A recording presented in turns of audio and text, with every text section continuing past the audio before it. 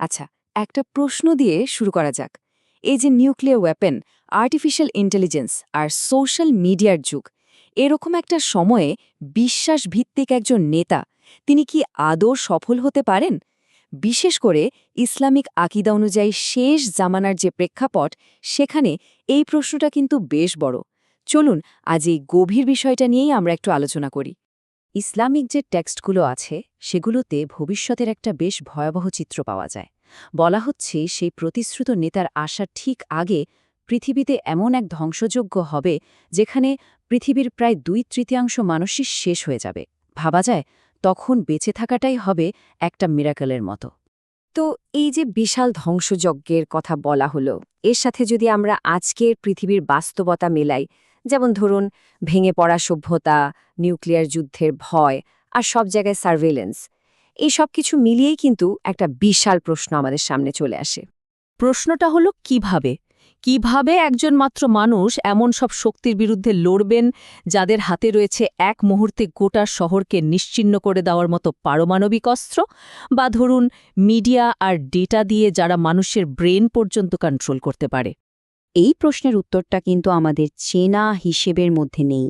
এর উত্তর খুঁজতে হলে আমাদের শক্তি বা পাওয়ার বলতে যা বুঝি সেটার সংজ্ঞাই হয়তো পাল্টাতে হবে। মানে এই যে অস্ত্র, টেকনোলজি, টাকা পয়সা, এগুলোই কি সব, নাকি এর বাইরেও অন্য কোনো শক্তি আছে? আর এখানেই আসল ব্যাপারটা। হয়তো আমরা প্রশ্নটাই ভুল করছি, ভাবছি ইমাম মাহদী কিভাবে প্রস্তুত হবেন, কিন্তু আসল প্রশ্নটা তো তাকে নিয়ে নয়। প্রশ্নটা হলো আমরা, মানে সাধারণ মানুষেরা, ওই ভয়াবহ পরিস্থিতির জন্য প্রস্তুত তো? ইসলামিক শিক্ষায় যদি আমরা দেখি তাহলে 2 ধরনের শক্তির কথা বলা হয়েছে। একটা হলো জাগতিক বা বস্তুগত শক্তি, মানে ওই যে অস্ত্র, টেকনোলজি, সার্ভেইলেন্স, অর্থনীতি, যা আমরা চোখে দেখি। আর আরেকটা হলো আধ্যাত্মিক শক্তি, আল্লাহর ইচ্ছা, তার সাহায্য, আর সবশেষে সত্যের নিজস্ব একটা শক্তি। আর এটা কিন্তু শুধু কথার কথা না, ইতিহাসেও এর প্রমাণ আছে। যখনই আল্লাহর ইচ্ছা জড়িত ছিল, বস্তুগত শক্তি কিন্তু শেষ কথা বলতে পারেনি। যেমন ধরুন বদরের যুদ্ধ, যেখানে গুটি কয়েক বিশ্বাসী এক বিশাল বাহিনীকে হারিয়ে দিয়েছিল। কিংবা ধরুন মুসা আলাইসাল্লামের ঘটনা, যিনি একটা লাঠি দিয়েই ফেরাউনের বিশাল সাম্রাজ্যকে চ্যালেঞ্জ করেছিলেন। এমনকি ইব্রাহিম আলাইসাল্লামের কথাও ভাবা যায়, যিনি একাই নমরুদের আগুনের বিরুদ্ধে দাঁড়িয়েছিলেন শুধু বিশ্বাসের জোরে। তাহলে এই যে ঐশী সাহায্যের কথা বলা হচ্ছে, এর আসল উদ্দেশ্যটা কি? এখানেই আমরা ইমাম মাহাদির মিশনের মূল ব্যাপারটা বুঝতে পারব। তার কাজ কিন্তু শুধু যুদ্ধ করা নয়, বরং এমন একটা জিনিস প্রতিষ্ঠা করা যা আমরা প্রায়ই ভুল বুঝি। দেখুন, তার নাম বা উপাধিটাই কিন্তু অনেক কিছু বলে দেয়। মাহদি, এর মানে হল যিনি ঐশীভাবে হেদায়েতপ্রাপ্ত, বা দ্য ডিভাইনলি গাইডেড ওয়ান। তার মানে তার ক্ষমতার উৎস কোনো পলিটিক্স বা মিলিটারি শক্তি নয়, তার ক্ষমতার উৎস সরাসরি আল্লাহ। তিনি তাকে একটা বিশেষ মিশনের জন্য পরিচালনা করবেন। আর তার মিশনের মূল ফোকাসটাই হল ন্যায় বিচার প্রতিষ্ঠা, কোনো রাজ্য জয় বা ক্ষমতা দখল না। হাদিসে ঠিক এভাবেই বলা হয়েছে যে তিনি এসে পৃথিবীকে ঠিক ততটাই ন্যায় আর ইনসাফ দিয়ে ভরিয়ে দেবেন যতটা তা অন্যায় আর অত্যাচারে ভরে গিয়েছিল। একবার চিন্তা করে দেখুন কি বিশাল একটা পরিবর্তন। তার মানে দাঁড়াচ্ছে তার শক্তি কোনো একটা দিক থেকে আসবে না, এটা হবে একটা মাল্টি ডাইমেনশনাল পাওয়ার। যেমন ধরুন তার নিজের ইমানের শক্তি, তার নৈতিক অবস্থান, সরাসরি আল্লাহর সাহায্য আর বিশ্বাসীদের সমর্থন। সবচেয়ে বড় কথা, তিনি মানুষের মন জয় করার ক্ষমতা রাখবেন। আর এই সব কিছু দিয়ে তিনি আজকের এই দুর্নীতিগ্রস্ত সিস্টেমের বিপরীতে একটা সত্যিকার অর্থেই ন্যায়ভিত্তিক বিকল্প তুলে ধরবেন।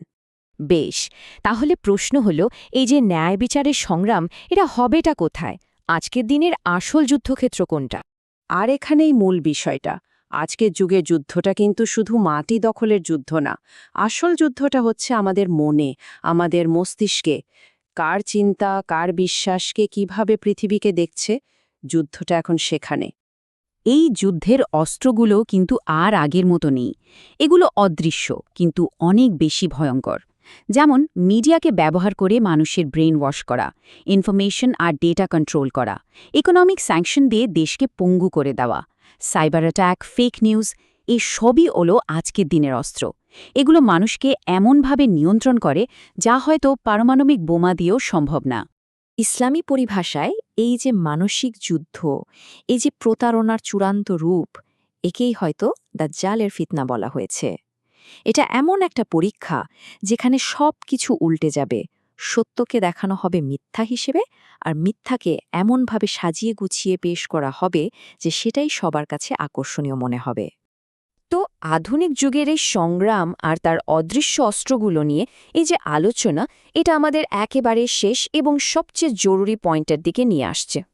তাহলে সব আলোচনার শেষে আমরা আবার সেই শুরুর জায়গাতেই ফিরে আসি, যে প্রশ্নটা ইমাম মাহদির প্রস্তুতি নিয়ে নয়, আসল প্রশ্নটা হলো আমাদের প্রস্তুতি নিয়ে। এই যে মিথ্যার যুগ, এই যে প্রতারণার দুনিয়া, এখানে সত্যকে চেনার জন্য, সত্যের পক্ষে দাঁড়ানোর জন্য আমরা নিজেরা কতটা প্রস্তুত। তাহলে আসল প্রস্তুতিটা কি? এটা কোনো মিলিটারি ট্রেনিং নয়। এই প্রস্তুতিটা শুরু হয় আমাদের ভেতর থেকে, একেবারে ব্যক্তিগত পর্যায় থেকে। প্রথমত, সালাত এবং কোরআনের সাথে নিজের সম্পর্কটাকে ঠিক করা।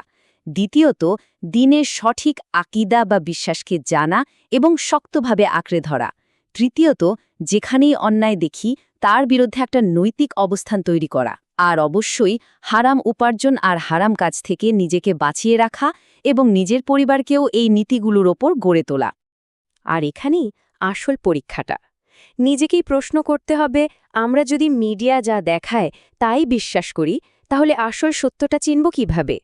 আমাদের জীবনের একমাত্র লক্ষ্য যদি হয় শুধু দুনিয়াভি লাভ, তাহলে ন্যায়ের জন্য, একটা বড় লক্ষ্যের জন্য আমরা এক হব কিভাবে?